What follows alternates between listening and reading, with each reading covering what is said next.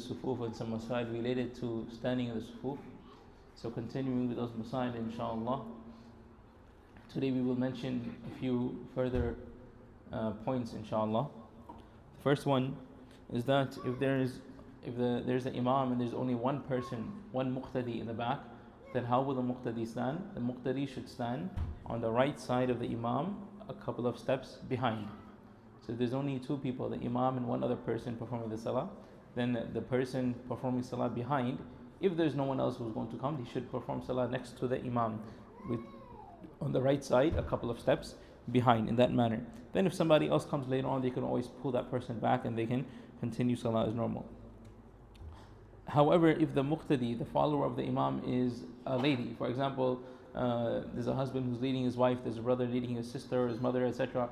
Then in those scenarios, if there's only one lady behind the imam, then she should stand behind the imam, obviously, completely right behind the imam and not next to the imam as if there were two men. And next is in regards to the tartib of the sufuf, meaning the order of the sufuf. What should be the order of the sufuf? Who should stand where? So when we make the sufuf, all the way in the front should be the men, and then the children, and then the women all the way in the back. Now, generally we always hear that the children should stand in the back, right? Because over here we don't have the women standing in the back. They have a separate area, a separate room, sometimes upstairs, sometimes on the side, wherever the room is, right? So it's generally the men, and then it's the children. So generally we hear that the children should stand in the back, and that is the case in general. We should make the children stand in the back or start a new saf for them towards the back where they can stand. However, in certain scenarios, it will be okay to have the children stand inside the sufuf with the rest of the musallis, meaning with the elder people as well. When is that the case? That is the case when, if there is a fear that if all the children were made to stand in the back, and then salah begins in the front, and let's say there's many people, a lot of musallis, there's many sufuf, it's a big masjid, and all the kids are standing in the back together and all the adults in the front, then they're going to do shararat, they're going to mess around, they're going to cause disturbance in the salah. Then in that scenario, it's okay to have the children stand next to you or on the side of the stuff or next to their guardians, right? But the guardians should also be considerate. They should try and stand towards the side of the sufuf and try and avoid having the children stand right in the middle.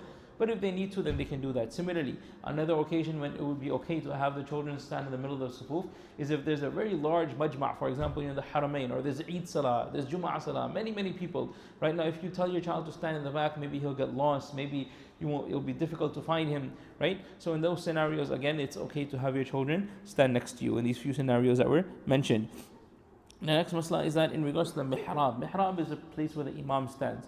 So the imam should always stand in the middle of the sufuf, meaning in the middle of the masjid.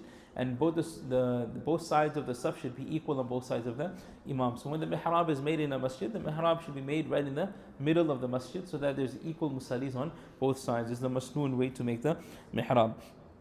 Now, how about if a person is joining the salah and there's no space in the saf which is ahead, and there's only space in the next saf, and there's no one there, he is alone. So what should a person do? Should he stand in the next saf alone? What should be done?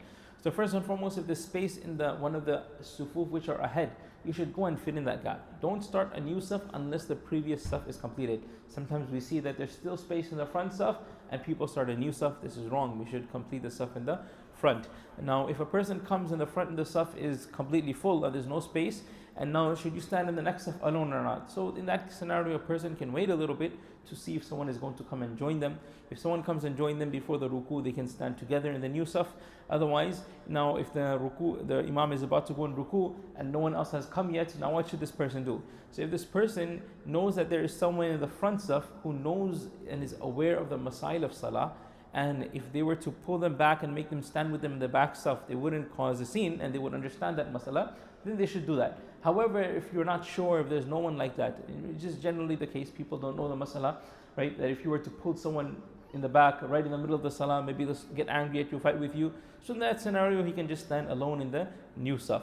Right? But if you're sure that there's someone there who knows the masala, who's aware of what the ruling is, then you can take them towards the back and start a new saf together.